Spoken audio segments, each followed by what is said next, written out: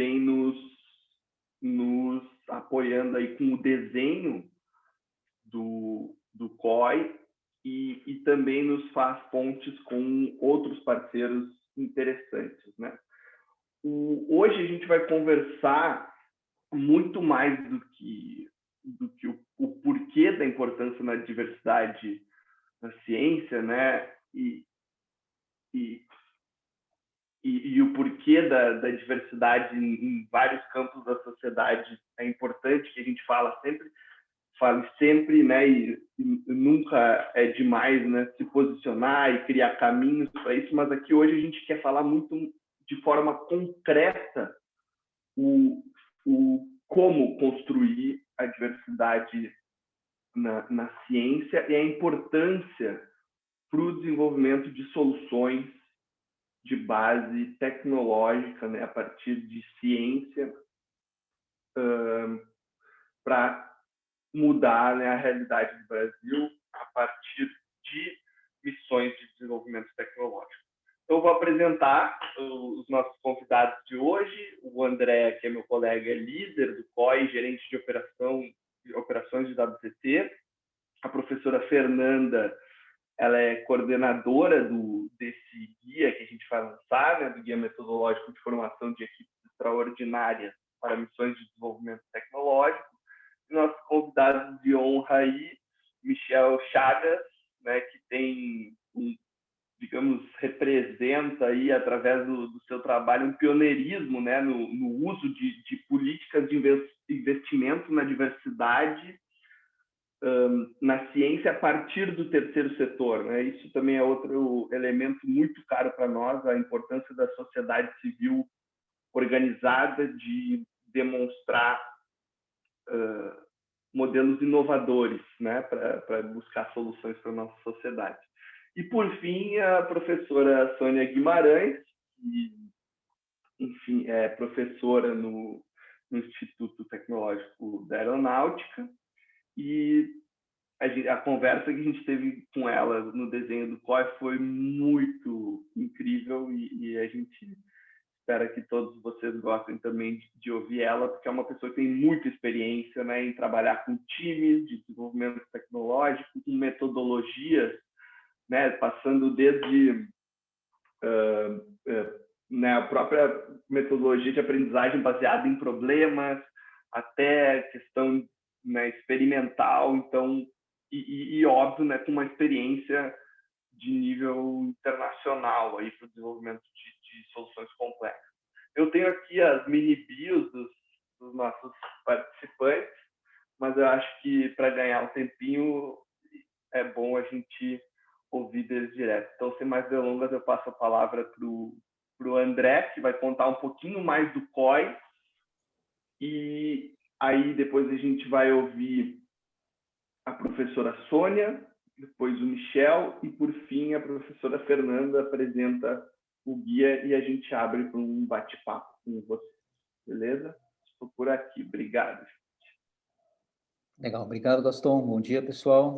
Gaston, obrigado por organizar o webinar. Michel, professora Sônia, Fernanda, obrigado aí por participarem com a gente.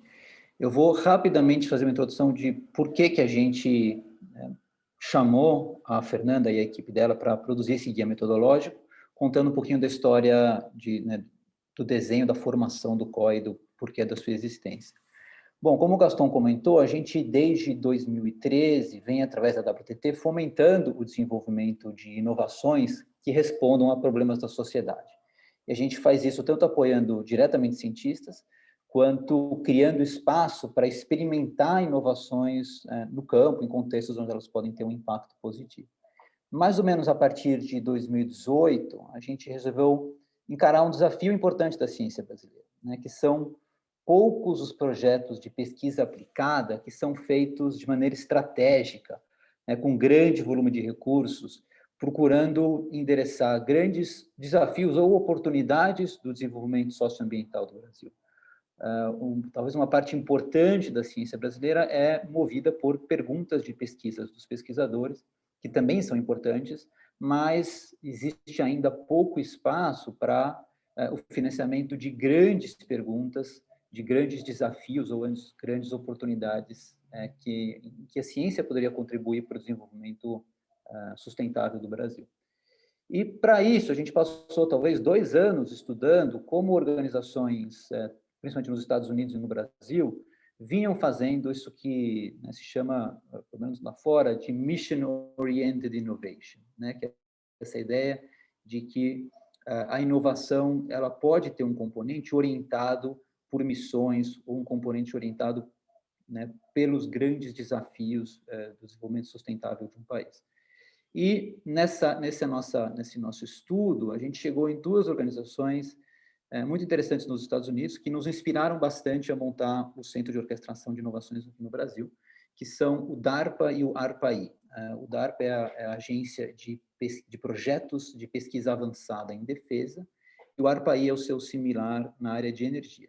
São agências que trabalham mais ou menos da seguinte maneira: eles definem um conjunto de problemas importantes que eles querem resolver, sempre problemas de fronteira, né, problemas que requerem inovação de fronteira, e convidam grandes cientistas do país para se juntarem nas equipes de desenvolvimento de soluções para aqueles problemas. Então, eles colocam uma meta de desenvolver uma tecnologia específica e vão procurar nas universidades, nas empresas, nas startups do país, quem são grandes cientistas trabalhando com esses temas que poderiam fazer parte de equipes de desenvolvimento. E a gente resolveu, então, experimentar com esse modelo no Brasil, né? Então, o COI ele foi desenhado pensando justamente nessa metodologia de definir problemas importantes para a sociedade e, a partir desses problemas, a gente procurar grandes cientistas brasileiros fazendo pesquisas que podem contribuir com a solução para esses problemas. No caso do DARPA e do ARPA-I, essas equipes são montadas de maneira muito personalista, eu diria, né? Então, existe essa figura de um gestor de projetos que tem a responsabilidade de tocar um pequeno projeto de tecnologia, de desenvolvimento de tecnologia, que tem muita liberdade para convidar os cientistas do país para formarem essas equipes de desenvolvimento. Aqui no nosso caso, a gente resolveu, nos pareceu importante, né, talvez balancear essa liberdade de convidar cientistas, né, através de relações interpessoais daquele gestor de projeto, com um conjunto mais duro, mais talvez específico de indicadores. E aí, junto com a turma do CDPLAR, a gente começou a pensar, bom, quais indicadores a gente precisaria olhar para garantir que essas equipes sejam equipes realmente extraordinárias. E a gente chegou, então, num conjunto em 3 conjuntos de indicadores, né? Um deles relacionados à excelência científica, né, que são indicadores mais tradicionais de publicação, de patentes, né, o impacto dessas publicações e coisas desse tipo. Um segundo conjunto de indicadores relacionados à colaboração, né, ou conectividade, né, que é a capacidade de um pesquisador colaborar com pesquisadores de outras universidades, do setor privado, de universidades de fora do país. E um terceiro conjunto de indicadores relacionados à diversidade, né, onde a gente olha várias coisas, entre elas a diversidade de gênero, de raça, diversidade de etnia, mas também diversidade geográfica, diversidade de idade. Então, são vários componentes, né, que a gente veio trabalhar ao redor da diversidade. E aí, desse trabalho, que é muito objetivo, né, ele tem um objetivo muito claro, que é orientar a escolha das pessoas que vão fazer parte dessas equipes de desenvolvimento de soluções. Então, aí que esses 3 grandes temas, incluindo esse tema da diversidade, surgiram no trabalho do COI. E agora a Fernanda vai poder contar um pouquinho mais sobre esse trabalho. E, enfim, eu fico por aqui, era isso que eu queria contar. Gaston, fica à vontade aí para continuar. Obrigado.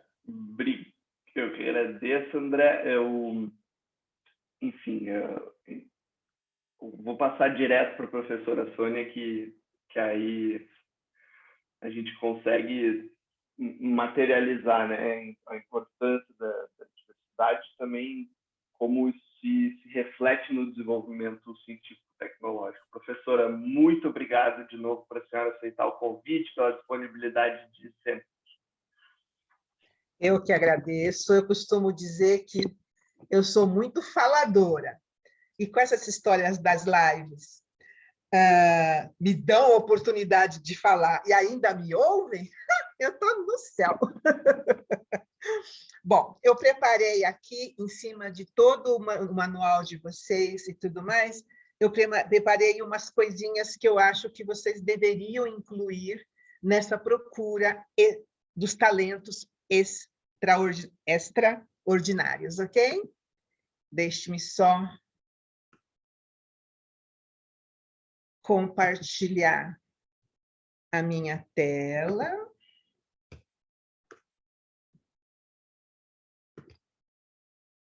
Vocês estão vendo a minha tela? Perfeito. Maravilha. Então, para missões de desenvolvimento tecnológico, super. Por que essas equipes extraordinárias têm que ter diversidade? Tem que ter diversidade de situação econômica.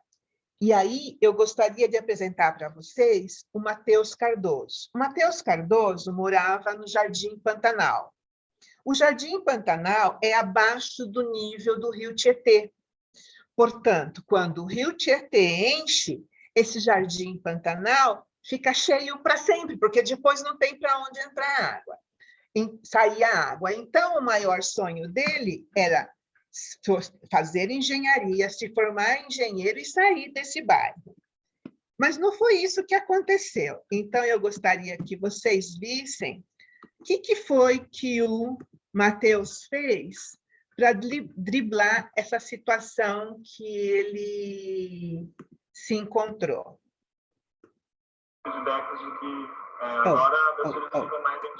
Só um pouquinho, deixe-me só ver se na hora que eu... Vocês estavam ouvindo?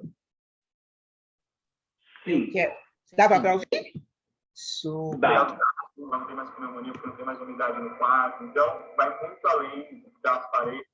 Então, a gente escuta feedbacks de que agora as crianças ficam mais identificadas do que na rua, não tem mais pneumonia, não tem mais umidade no quarto. Então, vai muito além das paredes, do chão, do teto, como a gente reforma. O que a gente entrega é dignidade para as pessoas, é você morar bem dentro da sua própria casa.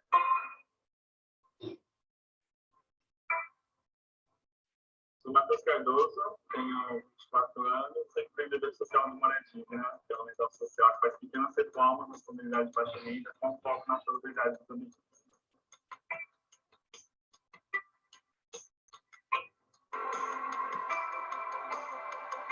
E o Moradia só atende residências insalubres, né? Então, residências que prejudicam a saúde da família que está morando ali. Residências com golpe, sem ventilação, sem iluminação, revestimento inadequado, enfim, diversos problemas que impactam negativamente na saúde das pessoas. E o que a gente faz é eliminar essas insalubridades, tornar aquele ponto salubre para que a família possa viver melhor. Foi uma grande enchente que a gente passou no Jardim Pantanal, como por várias outras enchentes, mas essa especificamente eu lembro porque minha mãe solteira, tentando pegar os móveis, tentando fazer alguma coisa ali para sair daquela situação, ela pegou eu e meu irmão mais novo, colocou num lugar mais alto e se desculpou por aquela situação, como se ela tivesse desculpa daquilo. Então, essa cena, eu tenho certeza que não foi o start, mas foi a semente para hoje a gente estar fazendo o que a gente faz.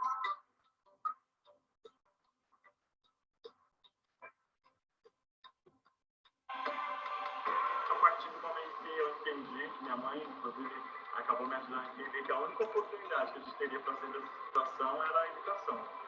Por conta disso, desde muito jovem, desde muito cedo, eu estudava bastante, eu era muito aplicado nos estudos, e, inclusive nessa linha de capacitações, nessa linha de querer ser o melhor profissional que eu poderia ser, o Senac foi super importante nessa trajetória. Né? Eu considero importante um rápido de curso do Senac, eu fiz mais de 10. No meio do meu ensino médio até o meio da faculdade, eu fazia um curso por semestre. Eu só fazia um curso por semestre, porque pela política de gratuidade, eu podia fazer um por semestre. Então, eu fazia os cursos do Senac, com professores que são práticos, com professores que estão no mercado de trabalho, com a cultura que existe no Senac, de trazer o aluno para esse universo. Com certeza, foi o que me capacitou, foi grande parte do que me capacitou para que a gente faz hoje no Moradia.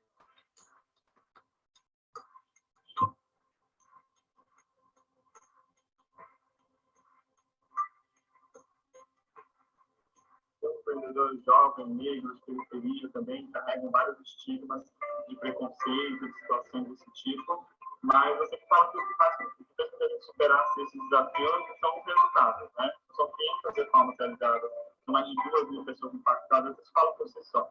Então, deixar o seu impacto falar por si faz com que você faça por esses desafios.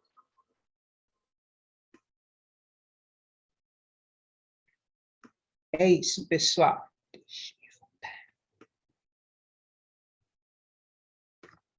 Vocês estão vendo a minha tela de novo? Sim. Bom, vocês viram? Vocês têm que levar em consideração também, na procura de talentos que tenham resultados como esse. Eu dei essa palestra numa escola que, com certeza, os meninos todos vão estudar na escola, vão fazer engenharia civil quem for fazer engenharia civil, vai fazer engenharia civil na Escola Politécnica de São Paulo, da USP. E um deles perguntou para mim, professora, e esse tipo de coisa que o menino fez no bairro dele se ensina na escola? Não. Os estudantes da Escola Politécnica de São Paulo querem só ser os melhores engenheiros do mundo, o pai é engenheiro, o avô é engenheiro, até a mãe é engenheira, e eles querem construir prédios fantásticos. O Jardim Pantanal, que fica embaixo d'água quando o rio Tietê enche, não é problema deles. Aliás, nem mora gente naquele lugar, para esse pessoal que estuda nesse outro tipo de escola. Portanto, procurem talentos nesses lugares. Vocês vão achar talentos fantásticos. Consequências da falta de diversidade de cor da pele. Tchan, tchan, tchan, tchan. Vocês já ouviram falar lápis da cor da pele? Da cor da pele de quem? E aquele rapaz negro que estava no aeroporto na Holanda tentando lavar a mão dele e a saboneteira simplesmente não viu aquela cor preta de mão. Para aquela saboneteira, essa cor não existe. Ou mesmo a gente conseguir maquiagem da cor da pele da gente. Até pouquíssimo tempo, só existia maquiagem para pele clara, muito clara, a pele preta não precisava ser maquiada. E 200 anos demorou para que as sapastilhas combinassem com a cor da pele da bailarina clássica negra. 200 anos. A diversidade é necessária. Consequências da falta de diversidade no formato do rosto. Olha esse rosto. O software que leu esse rosto simplesmente viu só um rosto fascista, um rosto que certamente é de uma pessoa que tem que ir para a cadeia. Esse rosto é de uma pessoa que deve lidar com droga, que deve ter roubado, que não tem pai, né? Tem só uma mãe que não consegue criá-lo. E isso precisa mudar. Os algoritmos são racistas, eles não veem cor de pele que não seja branca, formato de rosto que não seja de pessoa extremamente ariana, enfim, tudo isso tem que mudar, e isso só vai mudar quando o pessoal que estiver escrevendo esses algoritmos, o pessoal que estiver por trás dos desenvolvimentos da ciência da informação, também tiver outro tipo de pele, outro tipo de cor de pele, outro tipo de gênero. A Sil Bahia trabalha com grupos de garotas, ensina, dá aula para todo lugar para mudar os algoritmos. Porque, além de os algoritmos serem machistas e racistas, eles ensinam as pessoas a serem desse jeito. E isso dá esse feminicídio, essa palhaçada que a gente vive.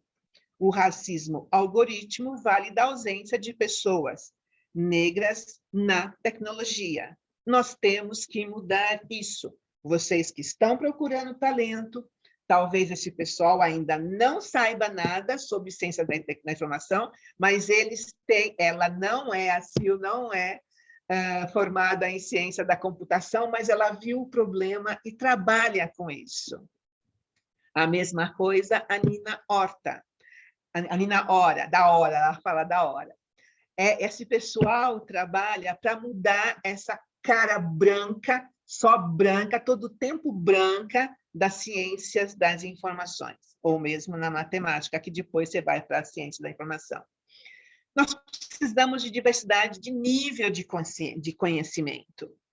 Vocês estão procurando cientistas fantásticos, portanto, ele já tem mestrado, doutorado, blá, blá, blá, blá, blá, blá. Mas considerem também, para procurar os talentos extraordinários em Olimpíadas, pessoal. Nessas Olimpíadas, tem um pessoalzinho que ainda não publicou em lugar nenhum, alguns ainda estão no Fundamental 2, no médio, mas eles respondem coisas que eles nem aprenderam ainda. As Olimpíadas colocam nas perguntas coisas que não estão no curso deles. Eles só fazem o teste e aquele que consegue se responder aquela pergunta que não era nem suposta ele saber, é uma pessoa a ser considerada. E ele não publicou, ela não publicou em revistas internacionais nem nada. Então, fiquem de olho nessas Olimpíadas.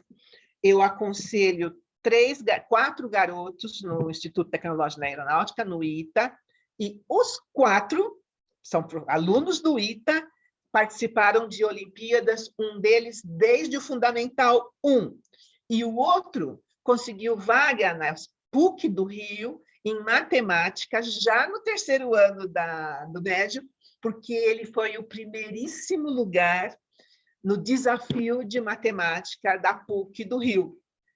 Ele, com 20 e poucos anos, está formado em matemática. E aí fez vestibular para o ITA, mas também já não vai ficar, tá? Vai começar a fazer mestrado em matemática. Mas vocês estão entendendo? Presta atenção, se eu fosse vocês, abria o olho para as Olimpíadas. Outra coisa que vocês precisam olhar para perceber talentos. Feira Brasileira de Ciência e Engenharia da Poli. Ou, sei lá, é um grupo de gente que faz esse tipo de coisa. Através do FEBRASE, essa feira, eu conheci a Lorena Vilas Boas. E vou apresentar a Lorena para vocês.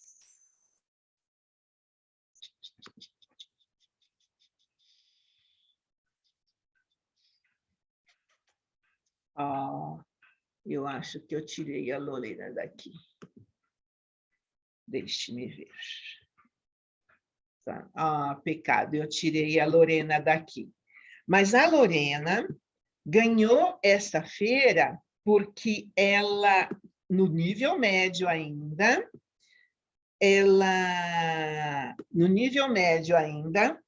ela já inventou um piso tátil para pessoas que não enxergam, e esse piso falava, não era só para tocar e saber o que era. O piso dizia, vire à esquerda que tem tal coisa, vire à direita. Ela ganhou o FEBRASE, ela entrou na Federal da Bahia, ela já se formou em engenharia e agora ela está ensinando as meninas a lidarem com tecnologia.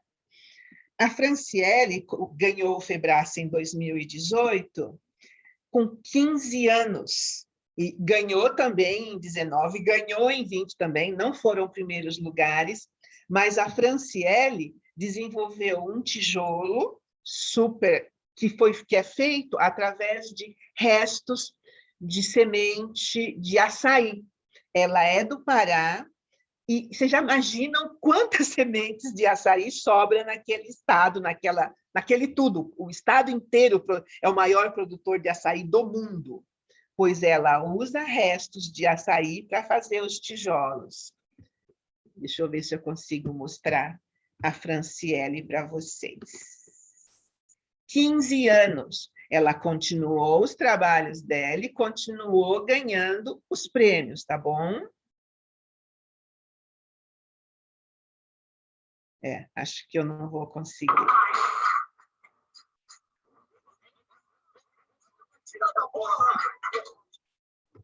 Acho que eu não vou conseguir. Mas, em soma, vocês estão percebendo como que a coisa é? Como que vocês têm que ir mais fundo nessa procura de talentos extraordinários? E outra coisa também maravilhosa foi o prêmio British Council do Fermilab. Conheçam Gabriela Ramos Leal, ela foi a ganhadora desse ano aqui. Ela faz deixa eu ver se esse eu consigo. Fermilab. Ela tem projetos fantásticos. Bom, no Fermilab não precisa ter um projeto fantástico. Você tem só que ter uma grande ideia para lançar o teu projeto. Você já pode ter ouvido falar que a vaca é sagrada na Índia. Mas, na minha opinião, todos os animais tinham que ser sagrados. Porque a verdade é que eles são muito mais importantes para a sua vida do que você imagina. Por exemplo, um cavalo.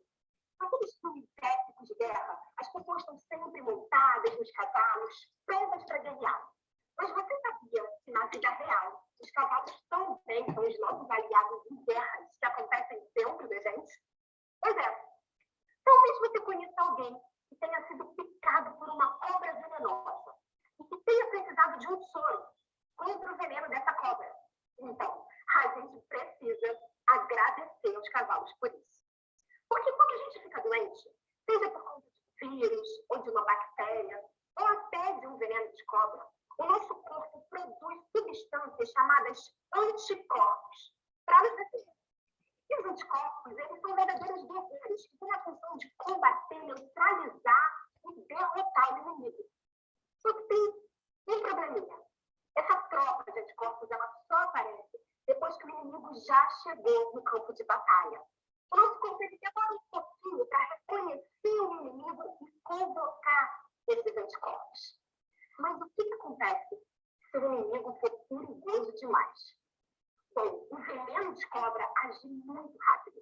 E o nosso corpo não consegue produzir anticorpos rápidos o suficiente. Na realidade, se nós dependêssemos das nossas próprias tropas de defesa, é possível que ninguém sobrevivesse a uma picada de uma cobra realmente venenosa. Mas é aí que a gente chama a cavalaria.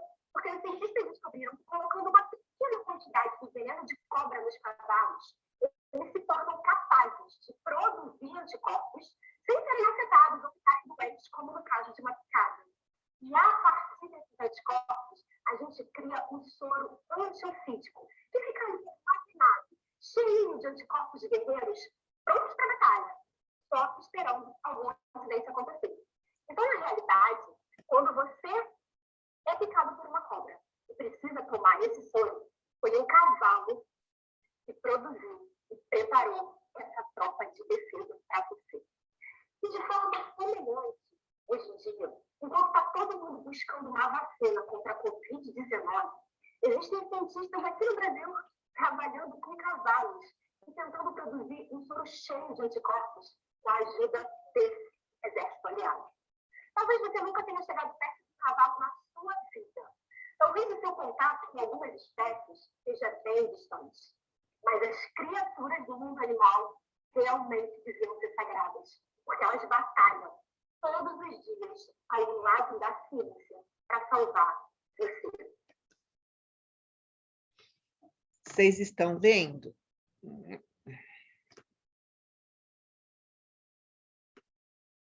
Vocês estão vendo? No caso do Fermilab, eu não sei se ela tem um monte de publicações, não sei, mas não necessariamente. Portanto, vocês vão ter que abrir ainda mais esse leque. E o que aconteceu com esse meu estudante que, novinho, foi fazer matemática na PUC? Ele se formou em matemática pura, portanto, ele precisava de bolsa para fazer um mestrado e doutorado. Com a atual gerência do país e com os atuais, porque o novo também não é granquê, ministros da educação, a possibilidade de bolsa era zero. O que ele fez? Ele fez cursinho no último ano da faculdade de matemática pura da PUC e prestou o ITA. Sabe por que ele prestou o ITA? Porque você tem salário no ITA. Tem salário. Você opina que você vai ser militar e você ganha um salário. E é um salário mesmo. Eu, francamente, não sei quanto é, mas não é pouca coisa. O que ele estava fazendo? Ele estava procurando estabilidade econômica, que ele já tinha sido estudante e ficar sem bolsa, ficar dependendo de bolsa, não funciona para nada.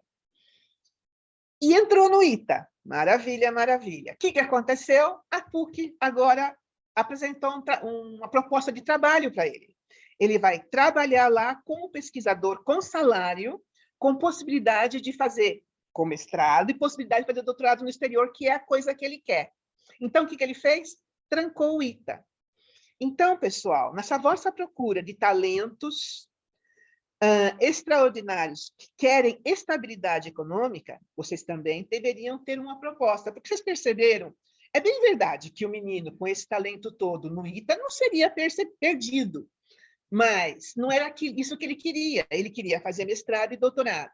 Entrando no ITA, ele só poderia fazer mestrado e doutorado daqui 5 anos. Então, não, agora ele já está no plano de novo que ele estava inicialmente. Foi embora para a PUC para fazer mestrado e doutorado. Mas tenham em mente esses talentos, que não é 1 ou 2, são muitos. É isso. Muito obrigada. Era isso que eu queria apresentar para vocês. Nossa, aposto que se a gente tivesse no auditório agora está estourando de palmas, porque que presente que a senhora nos dá com essa devolutiva já do guia que a gente nem lançou ainda para todos, né? E todas. Então, eu fico muito agradecido por esse olhar cuidadoso e com carinho, né? A gente percebe o carinho aí nesses exemplos que a senhora traz para a gente está nessa busca. Então, é muito valioso nesse momento a gente aprender um pouquinho mais. Bom, vamos para o Michel nos contar um pouquinho mais. O Michel, que é gestor de ciência do Instituto Serrapilheira, trabalha com um time que tem sido muito inspirador para a WTT no desenho do COI. A gente sempre encontra apoio, são muito generosos e Michel está sendo generoso aí novamente com a gente. Vai ser um prazer escutar, Michel. A palavra é sua. Obrigado, Gaston. Olá, gente. Para mim é uma imensa satisfação e alegria participar dessa atividade sobre diversidade na ciência, e em especial porque é exatamente o lançamento do Guia de Formação de Equipes Extraordinárias. Eu tive a oportunidade já de olhar a publicação, ela é muito rica em detalhes e traz contribuições significativas para o ecossistema da ciência, diversidade, desenvolvimento, e por isso, muito obrigado pelo convite. É um grande privilégio participar dessa atividade com todos vocês. Primeiro, eu quero também cumprimentar a professora Sônia Guimarães, a professora Fernanda Simini, a você, a Gaston, e também ao André, e a todos que nos acompanham nesse webinar. Eu sou administrador de formação e desde 2019 eu atuo no Serrapilheira como gestor de ciência, e eu acrescento que, além dessa minha trajetória profissional, há mais de 20 anos, eu estou engajado ao movimento social negro, e daí meu interesse em compromisso com temas de diversidade e combate ao racismo. O nosso debate hoje, diversidade na ciência, ele traz um outro conectado, que, na verdade, é a ausência de diversidade na ciência, ou seja, a subrepresentação de grupos populacionais que são, em verdade, maioria na sociedade brasileira. Então, se a gente não encontra a representação desses grupos nos campos da ciência, a gente está falando de que nós temos uma subrepresentação. Só com alguns números, a população negra ela representa 56% da população brasileira. As mulheres representam 56%. O dado do Censo da Educação Superior, ele traz que apenas 16% do docente se declararam como negros. O próprio Guia de Formação de Equipes Extraordinárias, de forma precisa, registra: as mulheres são maioria em todos os níveis de ensino, nas bolsas de iniciação científica e no mestrado do CNPq. De outro lado, os homens chegam à docência universitária e às bolsas de produtividade primeiro e em maior número. Então, aqui está o problema, né? E é preciso, primeiro, a gente reconhecer que existe um problema, para daí a gente encontrar as soluções corretas para resolvê-lo. Então, a gente começa a responder à provocação trazida por Gaston, né? A primeira, por que diversidade? Então, não é aceitável que mais da metade da população esteja de fora da produção da ciência. Quando isso acontece, a professora bem lembrou e mostrou o que acontece quando a gente está excluindo essas pessoas da prática de fazer ciência. Lamentavelmente, muitos estudantes passam 4 anos e até mais em um curso superior e não tem um professor negro. Infelizmente, majoritariamente, os grupos de pesquisa são formados por homens e brancos. Então, é por isso que a gente tem que dizer que isso é inaceitável. Se em muitos lugares do mundo a ausência de diversidade já é tratada como um problema, em um país com as características do Brasil, não pode ser diferente. Então, dito esse primeiro ponto, eu quero compartilhar com vocês um momento de um evento que eu assisti na quinta-feira, O Valor da Ciência. Ele foi promovido pela Academia Brasileira de Ciências e também em parceria com o Nobel Prize Outreach. A neurocientista Moser, ela recebeu o Prêmio Nobel de Fisiologia ou Medicina em 2014 por pesquisas com Alzheimer. Ela fez abertura falando sobre estudantes que ela tem na América Latina e como ela continua colaborando com essas pessoas até hoje. E a primeira pergunta do evento, o moderador fez foi a seguinte: por que é importante ter diversidade na ciência? Então, a Moser, ela respondeu o seguinte, que ela formou o laboratório dela em 1996, e desde lá, ela e o colaborador dela decidiram que diversidade ia desempenhar um papel fundamental no trabalho deles. Ela disse, não apenas a diversidade temática, porque a neurociência é um campo amplo e você precisa de físicos, matemáticos, biólogos, médicos, mas ela disse, é fundamental ter diversidade de pessoas, que elas possam levantar perguntas diferentes sobre esse trabalho que a gente está desenvolvendo. Então, André, Gaston, professora Sandra, Sônia, professora Fernanda e a todas as pessoas que nos acompanham, ela disse a seguinte frase: a diversidade é como colocar combustível na criatividade. Eu achei isso muito importante para esse debate que a gente está tratando hoje aqui. Por último, eu quero citar para vocês o trabalho The Diversity Innovation Paradox in Science, de 2020. Ele foi promovido ao longo de 3 décadas pela Universidade Stanford, na Califórnia, e analisou quase todas as teses de doutorado dos Estados Unidos, de todas as áreas do conhecimento, e comprovou que estudantes de grupos subrepresentados são significativamente mais criativos do que os demais. Então, eu escolhi esses 3 exemplos para vocês para demonstrar que, primeiro, em um aspecto moral, de justiça social, é importante ter diversidade na ciência. Segundo, um exemplo, um caso de sucesso, uma cientista prêmio Nobel, e ela afirma que ela e o colaborador dela decidiram que diversidade era fundamental no trabalho dela. E terceiro, uma pesquisa robusta, 30 anos de trabalho, quase todas as teses defendidas nos Estados Unidos, e eles encontraram que grupos diversos têm uma performance positiva no processo de criatividade. O guia, a gente vai poder explorar, a gente vai poder ver detalhes logo mais, ele está recheado de evidências, de estudos científicos, comprovando que grupos diversos contribuem para o avanço das pesquisas e alavanca a criatividade e a inovação. Então, para a gente tratar da segunda provocação que o Gaston trouxe para a gente, do como atacar exatamente esse problema da ausência de diversidade, eu quero trazer algumas experiências mais recentes para vocês. No Serrapilheira, eu trabalho diretamente com Cristina Caldas, que é a diretora de ciência, e em 2019 nós visitamos o Instituto Chivibico, na Bahia. O Instituto, há 28 anos, eles atuam no combate ao racismo e no fortalecimento da juventude negra por meio da educação. Foi o primeiro pré-vestibular voltado para a juventude negra, para aumentar o número de estudantes negros nas universidades brasileiras. E, como resultados, eles têm mais de 5 mil jovens que ingressaram nos cursos superiores após passar pela instituição.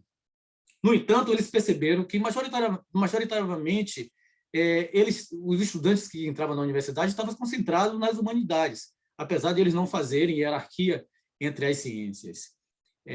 Para resolver esses problemas, eles desenvolveram uma iniciativa chamada UNTEC, que é específica para preparar jovens para o exame do vestibular, para o Enem e, em paralelo, fomentar o interesse desses jovens nas áreas de ciência e tecnologia. É uma iniciativa fantástica que está dando muito certo e que eu também decidi compartilhar com vocês. Por último, eu quero compartilhar algumas experiências internas nossa no Serrapilheira que eu acho interessante. Primeiro, nós formulamos um guia também, nós formulamos um guia de boas práticas em diversidade na ciência, onde nós compartilhamos a importância e o valor da diversidade, assim como alguns caminhos para colocá-la em prática. Segundo, as mulheres que aplicam em nossas seleções, elas têm uma janela maior quando a gente está tratando, por exemplo, do ano de conclusão de doutorado. Além disso, as mulheres que têm o grant do Serrapilheira e durante essa etapa do grant, elas ganham um bebê, elas têm um bebê, elas recebem um adicional de R$10.000 para usar da forma que quiserem, porque a gente considera que os desafios enfrentados pelas mães precisam ser enfrentados de alguma forma para que elas continuem fazendo ciência. E por último, compartilhar que nas nossas últimas 3 chamadas públicas, a gente está caminhando para a 4ª chamada pública, os aprovados nessas chamadas públicas, os que passam para a 2ª etapa do grant do Serrapilheira, recebem um apoio maior. Esse apoio é de R$700.000, ele é de forma incondicional para o projeto que foi apresentado. Eles também recebem um bônus, a gente chama do bônus de diversidade, que só pode ser utilizado para a composição de equipes diversas ou então para a formação, treinamento dessas equipes. O bônus é de R$300.000 e ele é exclusivo para essas ações de diversidade. A gente começou com bônus em outubro de 2019 e nós já temos 41 pessoas que estão sendo beneficiárias desse mecanismo, 27 delas mulheres, 14 homens, 19 se autodeclaram brancas, 2 indígenas, 20 negras, 2 pessoas com deficiência. Então, os resultados eles são animadores, mas a gente considera que há muito que avançar. E isso faz a gente refletir sobre essas iniciativas que a gente tem e sempre buscar outras formas de aprofundar nossas ações em diversidade na ciência. Como uma mensagem final, eu quero dizer que a gente entende que a pauta da diversidade não é um tema pontual. Ela precisa ser abordada com levantamento de dados, com planejamento, com gestão e com avaliação para que a gente tenha os resultados esperados. Então, é isso, André, eu paro por aqui, peço desculpa por ter avançado um pouco tempo, meu muito obrigado. Nós que agradecemos muito, Michel. Acho que a tônica do dia aqui é avançar no tempo, né? Saiu avançando no tempo e a gente fica muito agradecido por vocês avançarem no tempo para tratar de temas onde ainda bem que o tempo já chegou da gente falar aqui. Queria fazer referência a Gênero e Número, né, que é uma plataforma muito interessante que vai ao encontro do que Michel traz, que foi uma referência muito importante para nós, assim como o texto dele também, que está no site do Serrapilheira e na Folha, que também é uma referência. Eu botei ali o link também para esse estudo que Michel mencionou. Muito obrigado. Um amigo em comum da Bahia também fez questão de te mandar um abraço, Paulo Rogério, do Vale do Dendê, que traz muitos elementos também na sua concepção do que a professora Sônia falou, né? Dessa potência criativa, não só do povo preto, mas do povo preto da Bahia, né? Que é aquele Dendê, justamente, né? Que é bom demais. Fê, palavra contigo, muitíssimo obrigado também, não só por agora, mas por toda a construção que a gente fez juntos, pela abertura de vocês e a gente ficou muito feliz de poder contar com excelência, não só do teu trabalho, quanto dos teus colegas das tuas colegas do CDPLAR. Obrigado a todos do time aí também que fizeram parte dessa construção, que estão nos assistindo agora. Obrigado.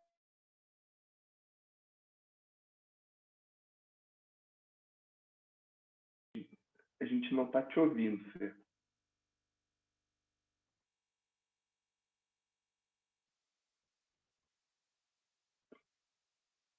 Tu está no mute agora. Agora tu tirou e não estamos te ouvindo. Deve ser um fone rebelde. O André sempre implica com esses fones aqui, que eu fico todo começo de reunião dizendo, espera só um pouquinho, tô ajeitando. E agora? Agora sim, com fio não tem erro. Agora eu não ouço vocês. Deixa eu ver se eu consigo desabilitar aqui o outro fone. Vocês estão me ouvindo, né? Eu vou no mudo e qualquer coisa eu ligo, eu vejo no chat aqui se vocês precisarem falar comigo. Eu não ouço vocês, tá, gente? Vamos lá, vou falar no mudo aqui. Só fazer um breve convite, por favor, gente. Aproveite a professora Sônia, o Michel, a professora Fernanda, e também tirem as dúvidas que vocês tiverem aqui. Vai ser um prazer ouvir de vocês também as suas participações. Deu, Fê? Deu, então tá. Vamos agora. Eu ouvi vocês, tá ótimo. Bom, vou pular então aqui a introdução para a gente ganhar tempo e avançar no tempo. Acho que a motivação para esse guia, né? Ela se coloca, e eu quero agradecer as falas, né, tanto da professora Sônia quanto do Michel, que, na verdade, o que foi colocado aqui é justamente o que nos inspira, o que nos motiva. Nós sabemos, pela nossa experiência prática, pela nossa vivência, que inovação não é aquele quadradinho, né, aquela caixinha fechada que se faz apenas nos laboratórios. A gente sabe que a inovação está aí, está no dia a dia, está espalhada. E, ao mesmo tempo que sabemos disso, também precisamos mostrar para esses cientistas que estão no laboratório que existe inovação fora daquilo que eles entendem como sendo a produção científica, né? Então, essas experiências que foram trazidas aqui, tanto pela Sônia quanto pelo Michel, é aquilo que nós gostaríamos de ver acontecendo mais dentro da universidade, né? Mais dentro da academia, mais dentro dos projetos de empreendedorismo, de startup. E a pergunta que nós trouxemos, conversando com o Gastão e o André, a quem eu agradeço imensamente por essas provocações e por esse trabalho feito até aqui, né, junto com a nossa equipe, foi justamente, então, tentar fazer como que a gente consegue olhar para essa inovação que está fora do radar, como a gente consegue chegar a essas pessoas, né? Se a gente fecha os olhos, imagina, bom, eu quero pensar agora uma missão tecnológica, né? E tento pensar os rostos, as pessoas que estão ali. Será que a gente está imaginando o Matheus? Será que a gente está imaginando a Sil nesse projeto? Né? Então, é essa provocação que a gente trouxe, assim, fechar os olhos e poder pensar numa equipe que tenha uma diversidade, que tenha uma experiência, uma vivência distinta daquela que nós, e falo por mim, que sou professora acadêmica, que não estou mais no meu gabinete, estou em casa, né? Mas passaria aí mais de 12 horas do meu dia dentro de um gabinete, sem menor contato com essa realidade externa ao mundo universitário. Então, nossa motivação, que está aí na tela, foi justamente pensar como criar grupos que não sejam homogêneos. Porque se os grupos incentivados a inovar forem substancialmente iguais, a capacidade inventiva vai estar limitada, né? E é isso que a gente está falando. Então, a gente está falando de diversidade, primeiramente, não só... E que eu não quero repetir o Michel, que o Michel foi na linha, né? Ou seja, não é só uma questão de moral, de justiça social e histórica, é também uma questão de diversidade epistêmica, de pensar problemas diferentes, ou seja, como cada um vivencia problemas diferentes e oferecer soluções diferentes. Acho que esse é o principal ponto e por isso estamos aqui, né? Bom, e aqui a nossa equipe, que eu tenho um grande prazer de apresentar e também agradecê-los. Eu hoje estou aqui falando, mas esse trabalho é um trabalho feito com todos esses profissionais que estão aqui, né? Então, eu quero primeiro agradecer ao Léo Ribeiro, que foi junto comigo coordenador desse projeto, que é doutor em física, e aqui já mostrando, né, a nossa diversidade de equipe. Eu sou doutor em sociologia, Léo doutor em física, e que trabalha com os famosos algoritmos, os quais eu ainda não domino, né, e luto todos os dias para poder aprender, mas o Léo é aquele que dá conta do Big Data, de rastrear grandes bases de dados, e junto com o Leandro e o Túlio, que são também doutores em economia, e trabalham justamente com a agenda de ciência e inovação, são pesquisadores que já estão acostumados há mais de uma década, já estão olhando justamente para esses determinantes da formação científica, da formação do conhecimento. E a Carlinha também, que nós convidamos para participar dessa equipe, que é professora no Instituto Federal do Norte de Minas atualmente doutorando em ciência política e tem um trabalho muito legal na área de epistemologia do conhecimento, história da ciência, e trabalha principalmente a importância de intelectuais negros na produção brasileira. Tá? Então, esse é o nosso time que construímos esse pensamento. E o guia está estruturado em algumas sessões. A primeira dela é, de fato, expandir essa nossa missão, ou seja, a nossa missão é chamar atenção para o conceito de inovação fora do radar, ampliar. E aqui eu tenho os dois colegas, como eu comentei, economistas, né, e que navegam nesse mundo, e a gente sabe que, por mais que aqui a gente esteja falando com pessoas que certamente se inscreveram nesse link, que estão nesse evento, já estão sensibilizadas para a importância do que a gente está falando. Mas e aquelas pessoas que não estão, né? E são com essas pessoas que a gente quer dialogar. São com essas pessoas que estão na ponta, que estão trabalhando com recursos, que estão alocando recursos para projetos científicos, que estão discriminando, que estão julgando prêmios do que é ou não é inovação, né? O que é ou não é digno de mérito científico. É com esse público, com essas academias, com esses muros fechados que a gente está tentando entrar. Por isso, de certa forma, o guia é um esforço de falar a língua deles também, né, colocar a nossa mensagem, mas numa linguagem que seja acessível também para esse público. Então, a nossa ideia aqui, nesse primeiro capítulo, o link, o guia vai estar disponível para vocês, é justamente trabalhar, expandir o conceito de inovação para a sociedade, para a melhoria de serviço da população. E eu acho que os exemplos que foram trazidos aqui, tanto pela professora Sônia quanto o Michel, já ilustram bem a mensagem, né, que a gente quer passar nesse momento. Daí a gente vai para um segundo capítulo, que são as armadilhas. E aqui meu diálogo vai com o Michel, né, com os números por ele apresentados, de que, apesar de termos uma maioria negra, né, os negros ainda estão muito pouco na universidade, na academia, na produção científica, mas mais do que isso, e é muito interessante que aqui a gente traz alguns estudos, eu estou falando de estudos da década de 60, tá? Não é de agora, não é de ontem, não, são estudos da década de 60, de um sociólogo Merton, que ele já falava de como que a ciência ela é hierárquica. E aqui é importante a gente chamar a atenção para um ponto. Todos nós queremos, aprovamos, apoiamos a meritocracia, né? Todos nós entendemos que aqueles que são melhores devem, sim, desfrutar, né, dos louros ali, do seu esforço. E esse é um ponto que a gente precisa refletir muito quando a gente fala sobre meritocracia. Não estamos aqui querendo destruir o mérito, mas a gente quer pensar nos efeitos que esse mérito traz no médio e longo prazo para um determinado campo de conhecimento. E aqui o que essas pesquisas dos anos 60 já falavam, né, é que a ciência ela funciona por uma estrutura de entregas, resultados, mas também por uma estrutura de reconhecimento e prestígio. Então, muitas vezes, você entrega um resultado acadêmico, e isso se constrói uma esfera, né, do prestígio, os cientistas se tornam famosos, e esse prestígio é como se fosse uma bolinha que vai aumentando em torno daquele cientista, e ao mesmo tempo que vai aumentando, dando muita projeção a um determinado resultado, um determinado cientista, vai invisibilizando outros que estão ali na esfera. E nós todos sabemos que nenhum processo criativo é um processo solitário, um processo individual. É um processo formado por equipes e que tem um acúmulo ao longo do tempo. Mas, dado essa forma como funciona o campo científico, em que o nome, o sobrenome, é algo muito valorizado, né? Muitas vezes um experimento novo, um componente novo, inclusive, ganha o nome, né, daquele cientista, ou seja, o indivíduo ele é muito reconhecido no campo científico.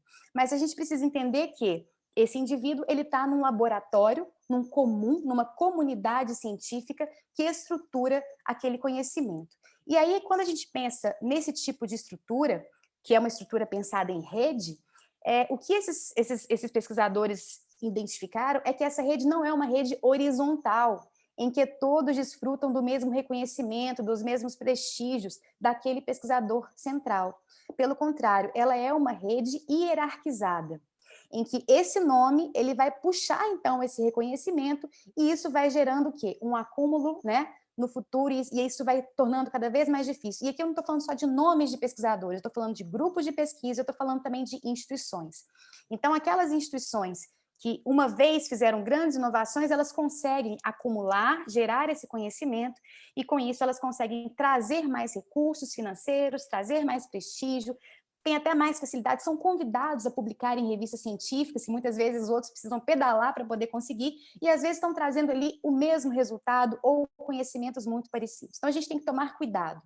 A ciência, e nós estamos num momento de muito negacionismo, de muita contestação, a gente tem que ter muito respeito pelo trabalho científico enquanto um trabalho coletivo, enquanto um trabalho de grupo, mas também reconhecer esses efeitos. Então, o efeito de Matheus é o nome que é dado para esse processo de acumulação do conhecimento e que acaba inviabilizando os demais pesquisadores. Já o efeito de Trinco, ele tem a ver com autoridade, como se constrói autoridade no campo da ciência, no campo da inovação, que muitas vezes vai estar ligada à senioridade, ou seja, quanto mais velhos, quanto mais tempo de pesquisa, maior essa autoridade, maior esse domínio pela fala. E quem diz que os jovens também não têm espaço? Quem diz que os jovens também não têm algo para poder dizer, como os casos trazidos aqui pela professora Sônia, por exemplo, né? Então, a gente tem que tomar cuidado desses efeitos, dessas armadilhas que são construídas pela própria dinâmica do fazer ciência. Então, quando a gente propõe esse guia, é refletir sobre essa armadilha, né? E entender que, sim, a excelência científica ela deve ser respeitada e deve ser reconhecida, mas, ao mesmo tempo, a gente precisa ir para outros aspectos do saber científico.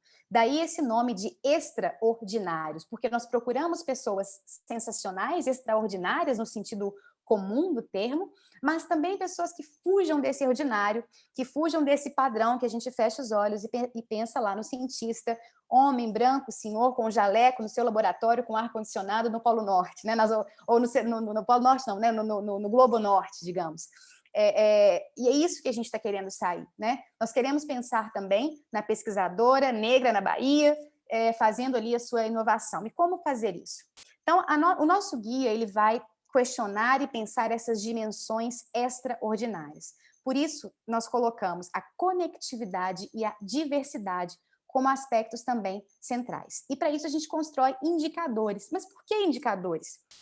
Justamente para a gente tentar sair do nosso viés natural, do nosso viés das nossas redes de relacionamento. Porque, bom, eu posso conhecer 1 ou 2 grupos que fazem uma inovação diferente ali no norte de Minas Gerais, a Carla, minha colega, pode conhecer um outro grupo ali de Santa Rita do Sapucaí e assim por diante. Mas nós ainda estamos trabalhando com a nossa rede de proximidades, ainda estamos, de alguma forma, criando algum tipo de viés no acesso a essas pessoas. Daí, quando a gente pensa nos algoritmos, né, a gente está tentando aqui, de certa forma, ampliar o nosso acesso, descobrir pessoas que de outra forma a gente não descobriria. Eu costumo brincar que essa ferramenta ela funciona como um matching, né? E hoje todos nós conhecemos as ferramentas de matching pelos aplicativos de namoro. Bom, muitas vezes você entra no aplicativo de namoro e vai conhecer uma pessoa que você jamais imaginaria que ela existia, porque ela não é amiga dos seus amigos, ela não faz parte do seu contexto social, mas graças ao aplicativo e por uma série de proximidades ali, foi possível conectá-las. Então, o que a gente está propondo aqui, na verdade, é um matching, né? Um aplicativo de date, né? Entre pessoas que querem inovar, que querem construir uma missão, e no caso, os nossos colegas do COI, e aqueles cientistas jovens que estão na ponta. A nossa principal ferramenta para fazer esse matching é o currículo Lattes. A gente entende que o currículo Lattes não aborda, né, vários públicos, mas a gente está partindo aqui de uma premissa, assim, se você entra na universidade, se você ingressa, né, na universidade, para ter a sua primeira bolsa, você precisa de ter um Lattes registrado. Então, ali é onde a gente consegue, né, ampliar mais, chegar nessas pessoas. E o que normalmente a gente buscaria no Lattes? Bom, vamos falar que a gente primeiro buscaria excelência científica. E aí os indicadores clássicos, né, que o André falou no início. Taxa de produção científica, que é o número de artigos que eu produzo por ano. Produção tecnológica, que é o número de patentes que um pesquisador produz também. A qualidade dessa produção científica, se ele é citado, ela é citada ou não. Isso a gente tem formas de mensurar, né? A qualidade da produção tecnológica, ou seja, o tanto que essa patente também ela vai ser citada, vai ser utilizada por outros pesquisadores e vai criando com isso uma rede. Isso é o beabá para a gente poder entender uma rede de colaboração científica. O que nós tentamos trazer aqui, então, é ir para além disso, que é trabalhar com conectividade. Aqui, a coordenação do professor Léo Ribeiro é muito importante, que ele nos ajuda a visualizar isso numa rede e visualizar quem são os nós centrais. Então, quem é aquele pesquisador que está puxando para ele tudo isso, que está centralizando o maior número de patentes, o maior número de artigos, publicações, prêmios, né? Então, a gente pode, esse ponto que a professora Sônia comentou das Olimpíadas, pode ser expandida como a análise de prêmios, né? Que é algo importante. A gente pode, inclusive, selecionar prêmios que sejam mais alternativos para nos ajudar a dar maior peso nesses indicadores. Mas isso é uma conversa para um outro momento, só para dizer que esses indicadores eles são fluidos, eles são dinâmicos, e a gente está aqui nessa conversa justamente para poder aprimorá-los, né? Bom, e aqui, então, interdisciplinaridade científica. Por exemplo, a gente pode valorizar mais um cientista que trabalha com pessoas de outras áreas. Então, um físico como o professor Léo, que hoje trabalha com 2 sociólogas, já mostra uma abertura que ele tem para trabalhar numa missão mais heterogênea do que um físico que trabalha apenas com físicos da Poli, ou que trabalha com físicos ali do Sudeste brasileiro, né? Então, interdisciplinaridade tecnológica, interdisciplinaridade científica, interdisciplinaridade, a colaboração científica regional, são exemplos de indicadores que estão pontuados aqui que a gente pode pensar. Propensão desse pesquisador a colaborar com o setor privado, né? Ou seja, sair desses muros, né? da universidade, colaboração com pesquisadores de outro gênero. Enfim, a gente está aqui brincando, né, para poder entender o seguinte: quão conectado esse cientista é, quão conectado esse pesquisador consegue ser para além daquilo que já é a sua própria rede, o seu próprio mundo do grupo de pesquisa. E, por fim, aí sim, as variáveis demográficas também, né, tanto de experiência, de tempo de pesquisa, tempo de casa, grau de escolaridade, sexo, idade, raça, sempre que possível, tentando trazer. E isso, gente, parece simples, mas, olha, nem todas essas informações estão disponíveis no Lattes, por exemplo. Então, a gente tem que recorrer a outras bases de dados, construir algumas proxies, né, algumas formas de tentar acessar esses cientistas. E quando eu coloco aqui primeiro, segundo e terceiro, é só uma questão didática, tá? Para mim apresentar a ideia que esse guia, e se tudo der certo, a gente transforme isso num aplicativo, num matching, né? Que isso possa acontecer de acordo com o objetivo de cada pesquisador ou de cada chefe de missão. Cada chefe de missão tem a possibilidade de escolher as categorias, né? Enfim, aquilo que gostaria de priorizar para a sua missão. Bom, então, acho que, para terminar, né, a gente está aqui nesse debate hoje, a gente quer ouvir de vocês esses feedbacks, e, mais uma vez, reforçando o que eu disse, né? Eu gosto muito do ensaísta do Roland Barthes, e eu aprendi com ele, né, a ideia de um texto aberto. Um texto ele deve acabar sempre com reticências, travessões e nunca um ponto final. Então, com isso, eu pretendo terminar a minha apresentação, deixando aí esses pontos em aberto para o nosso diálogo. Obrigada. Coisa boa, obrigado, Fel. Enfim, cheio de pontos abertos, né? A gente está fazendo o esforço do COI e, por consequência, também, né, os esforços junto do guia, né, nessa reflexão profunda de como fazer que essas equipes sejam diversas, né, para produzir soluções que respondam a missões críticas, né, socioambientais para o nosso país. Primeiro, enfim, eu acho que a gente, né, seguindo a nossa tradição aqui da nossa conversa, a gente vai avançar um pouquinho no tempo, né? Não vou ficar só 5 minutos com todo esse material humano maravilhoso aqui. Então, vamos avançar. Ainda não vi perguntas da nossa plateia, mas eu tenho várias. Então a gente pode ir por aí. Primeiro, para a professora Sônia, né? Como na nossa conversa em junho, tu nos contou diversas experiências, né, de desenvolvimento científico, tecnológico, avançado. Eu queria saber como é que tu montas essas equipes, né? Como, na tua experiência, deve ser formada uma equipe extraordinária para chegar a soluções de base científica e tecnológica. Em primeiro lugar, pelo interesse. Você lança, né? Eu gostaria de chegar nisso. Meus problemas são esses. Quem está afim? E, a partir daí, no meu caso, a diversidade é bem pequenininha, porque eu estou dentro do ITA, então, se bem que esse ano 17 meninas entraram no ITA, 17. É recorde dos recordes. Eu nem nunca sonhei uma coisa dessa. Mas a diversidade, tanto de gênero quanto de cor de pele, é bem pequena no ITA, muito pequena. Mas você coloca o problema e vê quem é que está afim de vir trabalhar contigo. Quem está afim de trabalhar contigo? Qual o conhecimento que está trazendo junto? Existem pessoas que não têm conhecimento, mas têm uma vontade imensa. Então, toca a ti ensinar. E isso pode demorar um pouco, aí você vê o tempo que você tem para o teu projeto e etc. E existe aquele pessoal que já vem com todo o saber, só para trabalhar mesmo, para a bolsa e etc. Esses são maravilhosos e esse a gente vai rapidinho, chegando no final, tese de mestrado, tese de doutorado.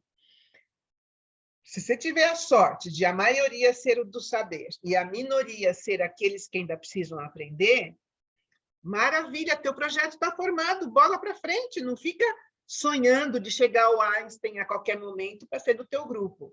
Trabalha com o que você tem que distribuir as suas potencialidades da melhor maneira possível. Aquele que sabia menos, bem, super, né, água, falando com água, jogando água na água. Mas presta atenção, porque você precisa perceber isso, não é sempre que você fica que isso está na cara, né? Você tem que perceber isso e trabalhar com isso dentro da potencialidade de todo mundo, porque tem nego que chega, eu sei tudo, eu sei tudo, eu sei tudo, mas não trabalha em grupo. Eu quero fazer isso sozinho, eu cuido dessa parte e tudo. Isso é problema. E tem aquele que não sabe nada e não quer também ficar se dispondo para aprender, não fica no jogo, não abre o jogo. Então, aí você tem que ter o teu feeling e trabalhar junto, chegar junto com todo mundo, sucesso, com certeza. Talvez um pouco mais de tempo, mas sucesso eu tenho certeza, vai ser sucesso com certeza. Legal. Gente, vocês, Michel, Fernanda, André, por favor, né? Qualquer momento, se quiserem fazer perguntas um para o outro, mas ao comentário da Carlinha aí, né? A importância da dimensão de conectividade, né? Na fala da professora Sônia.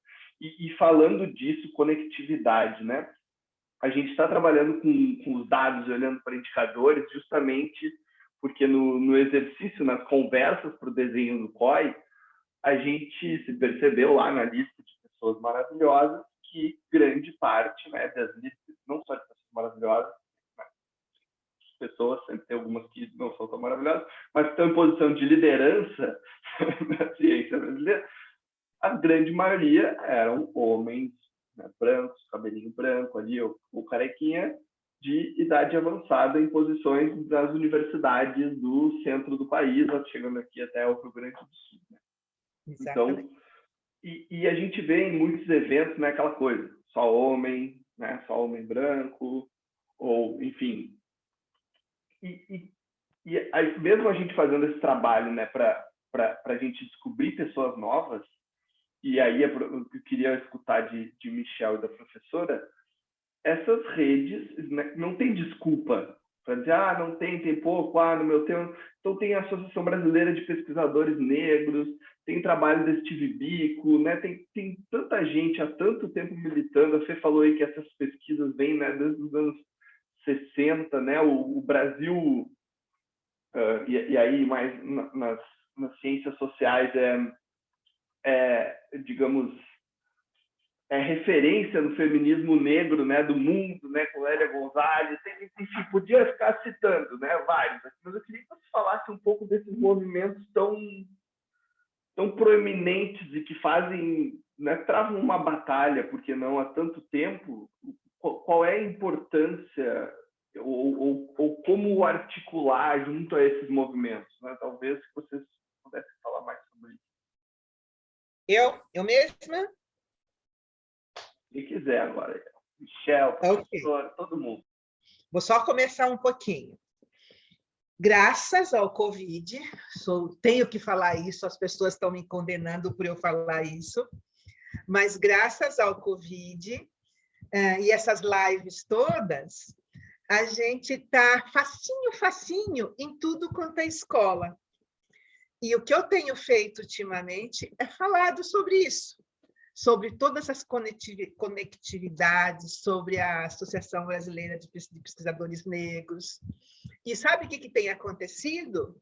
As pessoas de interesse que queiram se conectar com esse pessoal têm ligado, mandado e-mail, entrado em contato comigo, e eu tenho colocado essas pessoas que estão distantes dessa conectividade em conexão.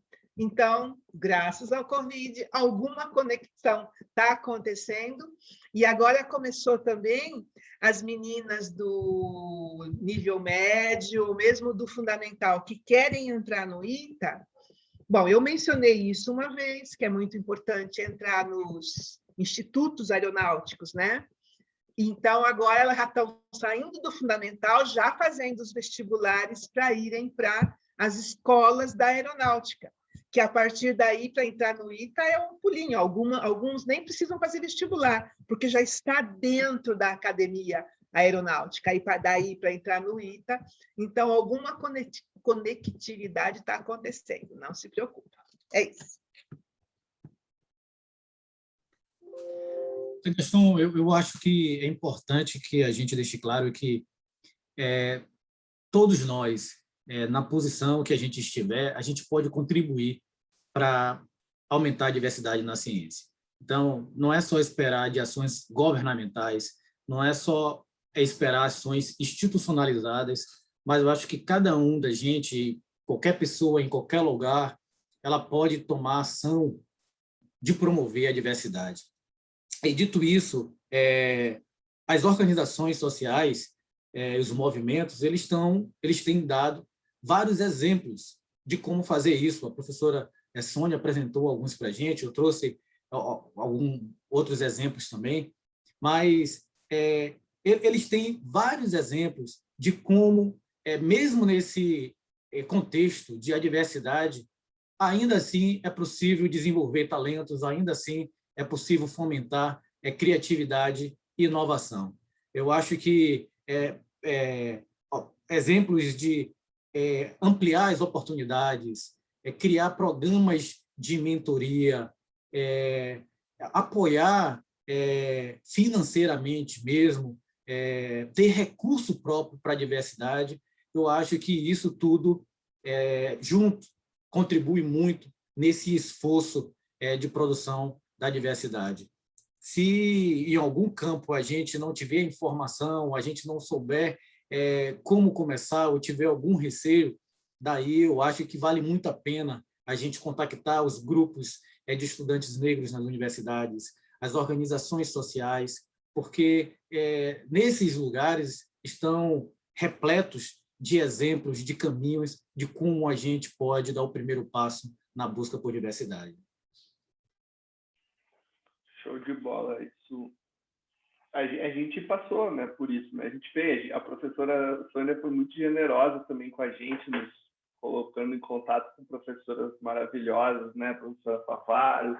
A gente tem também sobre esse elemento colaboração. A gente fez um estudo agora sobre a resposta ao Covid, né? Olhando para missões e esses indicadores, né, com casos interessantíssimos. Está lá o caso com a Jaqueline Góes também, que tem, né, responde a todos os indicadores de excelência científica, etc., e também diversidade na equipe dela. Eu queria pedir para o André contar um pouquinho sobre no tema de diversidade regional, né?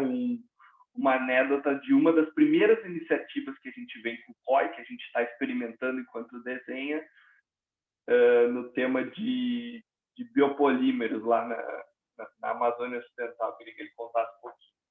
Legal. Antes, eu queria fazer 2 comentários, Gastão. Primeiro, no estudo que o CTPLAR produziu, uma coisa que realmente me impressionou foi a quantidade de evidências científicas de que equipes diversas performam melhor. né? Então, tem estudos sobre gênero, tem estudos sobre etnia, tem estudos sobre geografia, e todos confirmam, sem exceção, que a diversidade é super importante, né, na produção de ciência de qualidade. Me impressionou muito isso. Então, não acho que o Michel que comentou, né, não é porque a gente não está fazendo isso porque é legal, né? A gente está fazendo isso também porque, obviamente, porque é correto, mas também porque, de fato, equipes diversas produzem resultados melhores. Segundo comentário, até para a professora Sônia, eu fiquei muito, muito contente com o número de exemplos que você trouxe, dessas falhas tecnológicas, né, que não levam em consideração a raça ou o gênero. E uma que eu li outro dia, saiu na Economist, acho que dessa semana, é uma super grave. Aqueles oxímetros de dedo, né, que medem o nível de oxigenação do sangue, eles estão sendo usados, né, em vários lugares do mundo, mas esse exemplo era dos Estados Unidos, na triagem de pessoas que são admitidas na UTI com Covid, né? Então, pessoas com nível de oxigenação mais baixa são atendidas com prioridade. E descobriram, depois de, né, uma série de exemplos, que esse oxímetro tende a medir o nível de oxigenação de pessoas negras de maneira diferente daquele médio de pessoas brancas, né? E o de pessoas negras sempre dá não, mas, né, com alguma frequência, ele superestima o nível de oxigenação do sangue das pessoas negras. Então, existia um número enorme de pessoas negras que não estavam sendo admitidas nas UTIs por Covid, por um erro no design desses oxímetros de dedo. Então, é um caso super grave, onde faltou realmente, né, todo um cuidado no desenvolvimento de uma tecnologia que não teve esse olhar para a questão de raça. Bom, voltando para a sua pergunta, Gaston, a gente então está fazendo esse mapeamento de pesquisadores trabalhando na Amazônia, em todos os estados ali da Amazônia, com pesquisas relacionadas a bioplástico. E a gente ficou muito contente de ver que existe um monte de gente fazendo pesquisa de excelência relacionadas a esses temas, bioplásticos, mas também gente trabalhando com insumos da biodiversidade amazônica para agregar características desejáveis aos materiais, aumentar a vida útil, aumentar a resistência térmica, mecânica, etc. Então, foi uma surpresa super agradável ver que a gente, se não me engano, mapeou 42 pesquisas de excelência com um nível de maturidade interessantes relacionados a bioplásticos na Amazônia. E agora o que a gente está fazendo dentro do COI, dentro daquela ideia de montar equipes, né, convidando esses pesquisadores, vários deles têm origem na própria Amazônia, alguns deles são pessoas aqui do Sul, Sudeste, Nordeste, que se mudaram para lá, mas muitos deles são da Amazônia, na sua origem, fazendo pesquisa de excelência. Então, a gente ficou muito contente em ver que existe, sim, ciência de excelência sendo feita em outras regiões, né, aí da periferia, digamos, científica. O que o André omitiu, para não entrar em polêmica, é que a gente escutou antes de fazer esse esforço que nas universidades, nas instituições da Amazônia, a gente não ia achar pesquisas com esse nível de profundidade de excelência, justamente, né? E a gente ficou com aquela pulga atrás da orelha, entendendo, né, que são parceiros, com visões diferentes, mas aí foi por isso que foi uma grata surpresa e que confirma, né, um pouco das hipóteses que a gente tem e do desenvolvimento dos indicadores. Também a importância da gente olhar para essa capilaridade, né, que o sistema de inovação brasileiro tem, que por aquelas armadilhas que a Fê comentou acabam não aparecendo, né? Eu tinha muitas perguntas para fazer, mas eu vou fazer algumas aqui dos nossos atendentes. A Ayla Santana pergunta: sinto que algumas mulheres já em posição de liderança e paridade com homens de destaque têm dificuldade de abraçar a causa de mulheres na ciência. Vocês têm a mesma percepção? Se sim, a que inferem esse tipo de posicionamento? Aí eu vou deixar para as gurias, né? Eu não...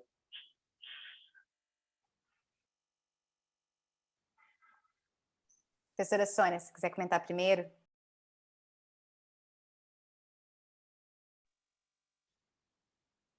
Seu microfone está fechado. Isso aí é a segunda frase mais falada nas lives, não é? Eu não sei por que isso acontece, mesmo porque, bom, sim, eu sei. Mesmo sendo meninas, a concorrência também existe, não adianta. Também existe, esse é o problema.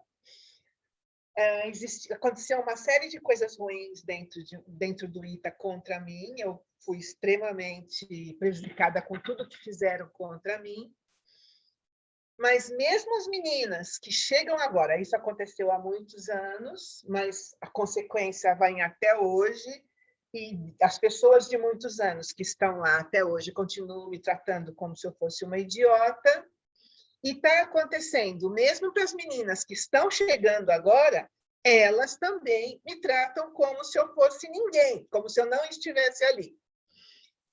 E aí eu perguntei, né? O que acontece? Por que vocês me tratam assim? A resposta foi: a gente não estava aqui quando tudo te aconteceu. A gente não tem nada a ver com tudo que aconteceu quando aconteceu. Mas continuam me tratando ruim, me tratando como se eu não estivesse ali, não me incluindo nos eventos, me desconvidando de palestras. Então, eu francamente não sei, eu lamento, não é só no ITA que isso acontece bastante em bastante lugares. Eu dou palestras muito em empresas, e nas empresas isso também acontece, principalmente se o que está em jogo é um cargo, uma chefia, uma gerência, uma presidência. Então, eu não sei. E eu montei um grupo para a gente discutir por que é que as pessoas negras não votam nas pessoas negras. Mas tudo também tem a ver com por que será que as mulheres não votam nas mulheres também? Porque isso também não está acontecendo. E os homens votam nos homens, mesmo que eles não prestem, mesmo que eles sejam assassinos, mesmo eles continuam nos cargos que eles estão. Então, não sei, e lamento. É um fato e lamento profundamente. Acho que essa questão ela extrapola muito essa nossa conversa, né? Mas eu acho que eu queria trazer dois pontos para a gente refletir sobre isso. Acho que o primeiro ponto é do que a gente está falando: mulheres em cargos de liderança, científica ou não, ou o feminino em cargos de liderança, né? Acho que se perdeu muito, e aí que está a linguagem que se coloca, né, nos cargos de hierarquia, nos cargos de chefia, ela ainda é uma linguagem muito masculina, que prioriza determinados elementos, a autoridade, a voz forte, muitas vezes, a própria competição, né? Alguns valores que eu vou colocar aqui de forma muito simplista, assim, né? dessa polarização feminina e masculina, de forma muito, muito simplória, na verdade, mas a gente está trabalhando ainda muito nessa linguagem. E, às vezes, isso que a professora Sônia comenta, né? Nós, mulheres, precisamos jogar esse jogo, precisamos falar essa língua, muitas vezes. E o que a gente tem trabalhado é que não só mulheres, mas homens e mulheres possam também falar a língua do feminino, trazer o afeto para o nosso trabalho, né? Trazer o sujeito para o nosso trabalho, não lidar com a ciência como esse objeto frio, distante, mas se a gente pode trazer algo da nossa liderança feminina, que seja empatia, que isso seja valorizado, né? Antes de ser professora e trabalhar no campo científico, eu trabalhei algum tempo no setor público e lá eu tive a oportunidade de assumir alguns cargos de gestão. E eu tive muito isso também, eu percebi muito claramente a dificuldade de certas posturas e posições que não falavam essa linguagem serem aceitas nesse mundo corporativo, né? E um exemplo que eu dou sempre em sala de aula é professoras mulheres, Sônia já deve ter passado por isso. Quando a gente devolve uma prova, né? No dia que você entrega os resultados de prova, e quando eu entro em sala, é aquele olhar assim, né, que parece que querem me matar, e eu sempre deixo acontecer, deixo aquele climão, as meninas então olham para mim com aquele olhar de ódio, aí eu sempre paro, sento na minha mesa e falo, bom, vocês receberam as provas, as notas estão aí, eu queria que vocês agora, antes de perguntarem, né, o porquê das notas, vocês se perguntassem, vocês repararam o sentimento que vocês tiveram por mim ao entrar nessa sala? Vocês têm esse sentimento por professores homens também, ao serem avaliados por um professor homem? Porque a sensação é que a professora mulher ela tem que ser empática ao erro, né? Não dá para, poxa vida, como que aquela mulher foi me dar 0? Né? É diferente. Agora, o professor não, o professor chegou tomei 0, não tenho nem coragem de perguntar o porquê que eu tirei essa nota. Então, eu tento levar para a sala de aula esse tipo de exemplo, né? Refletir, fechem os olhos. Se eu fosse homem, vocês teriam feito esse mesmo comportamento, essa inveja das meninas, né? Assim, de chegar e falar, quem é ela? Outros exemplos também, às vezes eu recebo e-mails super por que você mudou a hora da aula? Aí eu pego, tiro o nome da pessoa, projeto esse e-mail na tela e falo, gente, recebi esse e-mail. Vocês acham que o professor homem receberia esse e-mail só porque ele fez uma coisa, mudou um horário de uma aula, enfim, mudou a data de uma prova? Vamos refletir sobre isso? Qual a liberdade que eu estou dando para vocês que um professor homem não daria, né? São exemplos que eu acho que a gente tem que trabalhar. E pensando já em outras perguntas que estão aqui no nosso painel, como mudar isso? Hoje eu faço parte de um think tank, que é o CEBRE, que é o Centro Brasileiro de Estudos e Relações Internacionais. E os nossos primeiros eventos foram muito criticados por serem painéis de homens, apenas homens participando. Por quê? É um think tank que tem como público, né, assim, autoridades de governo, em geral ex-diplomatas, e a gente sabe que a diplomacia é extremamente elitista, branca, machista, etc. Né? Então, a gente tinha muita dificuldade de encontrar pessoas, diplomatas, bom, isso é o que eles falavam, tá? Não é o que eu estou falando. Eles tinham muita dificuldade de encontrar pessoas para falar sobre temas integração regional, comércio, desenvolvimento, China, que não fosse nesse métier. Bom, e quando era painéis para falar sobre mulher nas relações internacionais, o negro, aí chamava o negro, chamava a mulher.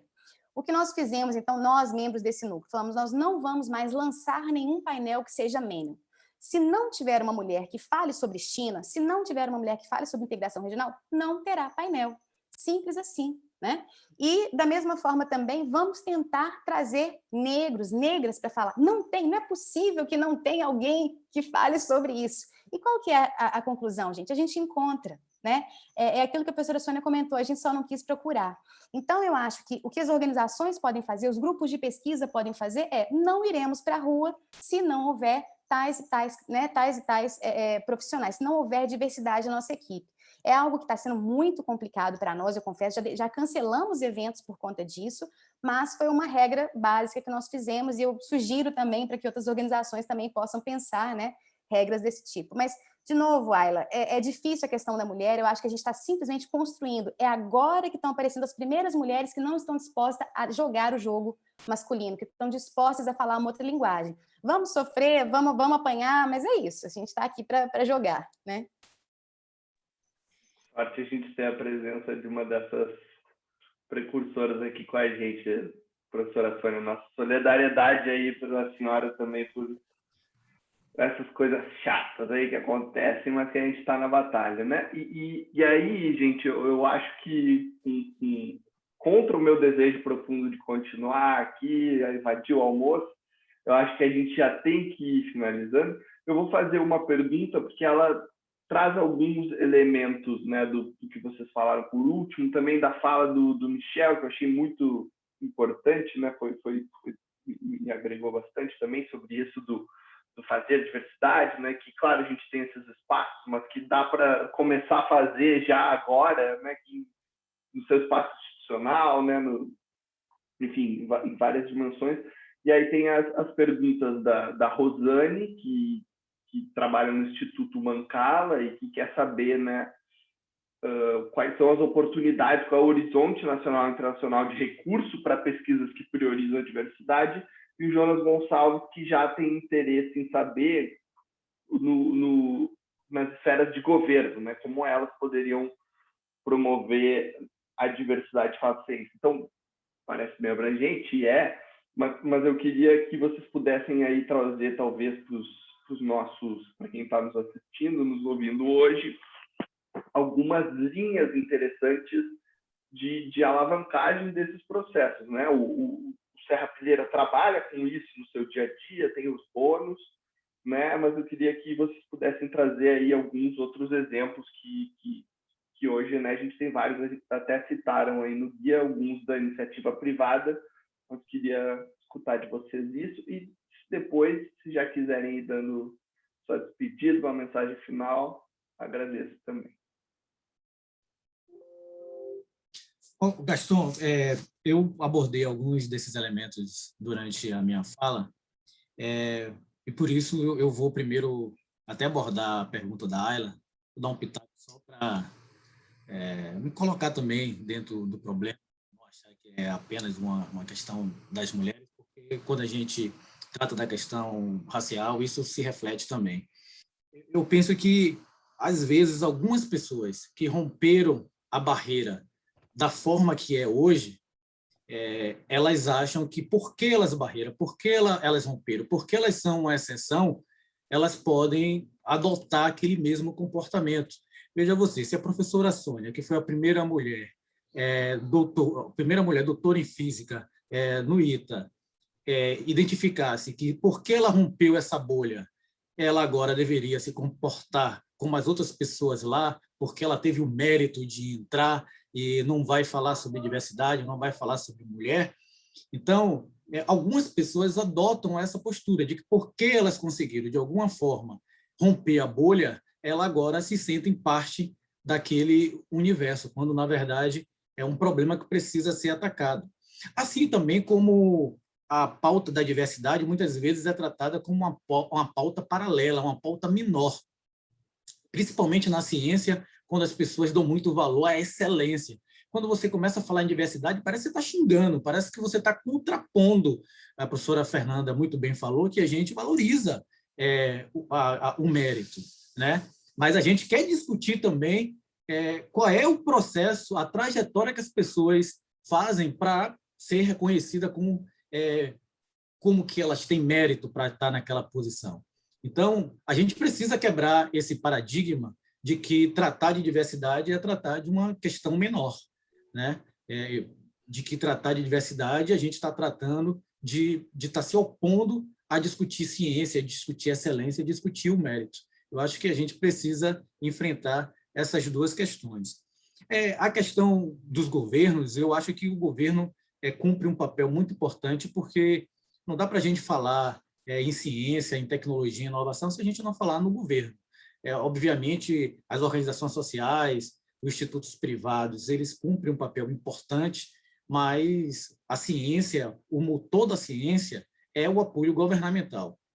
Então, desde de manter as políticas de ações afirmativas nas universidades, avançar para a pós-graduação, que ainda é mínimo os institutos que adotaram políticas de ações afirmativas nas pós-graduações, nos concursos públicos. Eu acho que isso é uma tarefa importante que a gente precisa cumprir.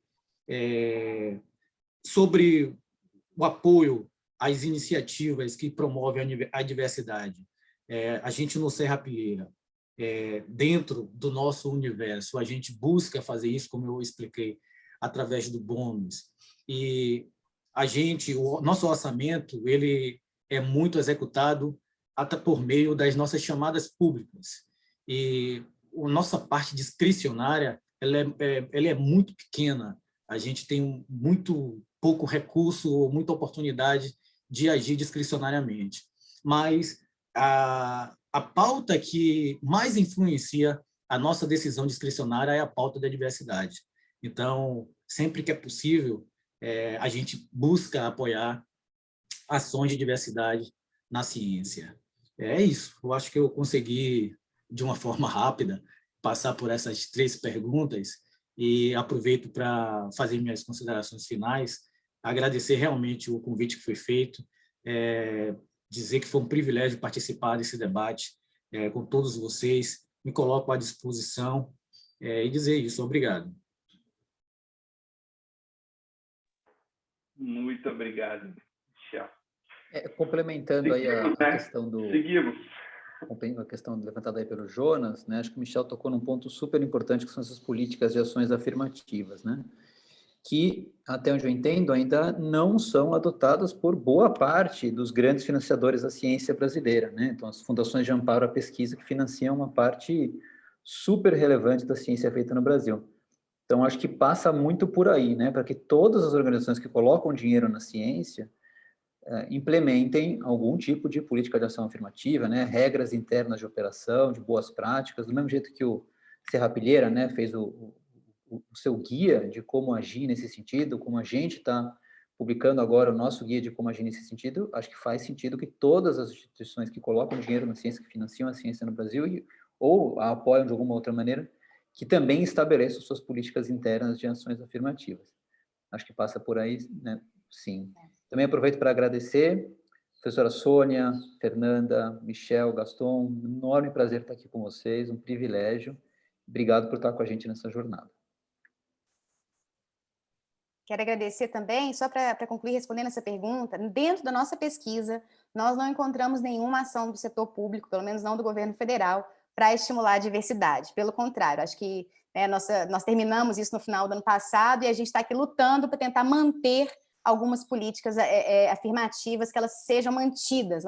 Agora, a nossa luta é pela continuidade, né, pelo não retrocesso de certas políticas. Mas eu acho que a gente, de novo, assina o que foi falado pelo Michel, nós temos que trabalhar, temos que criar uma colisão pró-diversidade na inovação que possa ser, sim, estimulada, e não só pelo governo federal, mas também os governos estaduais, nos seus editais de chamamento, né? Então, acho que isso aqui é uma tarefa para nós conjuntamente trabalharmos. É isso, obrigada. E eu concordo plenamente com que a Fê, vou te chamar de Fê também, como Gastão, com que a Fê disse, o governo não está nem aí com ciência, aliás, ciência não é nada para o atual governo. No entanto, desde que o policial branco enfiou o joelho dele no pescoço de George Floyd, as universidades estrangeiras estão abrindo os braços para os estudantes negros, com bolsa, com tudo. Existem outras instituições que estão dando bolsa. Existem escolas caríssimas em São Paulo que estão dando bolsa 100% para estudante negro. Está escrito lá, tem que ser estudante negra ou negro. Então, o horizonte que eu estou vendo nesse momento é esse, para o caso de bolsas, para o caso de diversidade, para essas universidades e para essas bolsas. O governo não está nem aí com nada disso. Aparentemente, mudou o ministro da Educação e a primeira coisa que ele fez foi demitir o presidente da CAPES. Então, a coisa agora vai pegar mesmo. É isso, muito obrigada. Foi um prazer estar com todos vocês aqui hoje de manhã.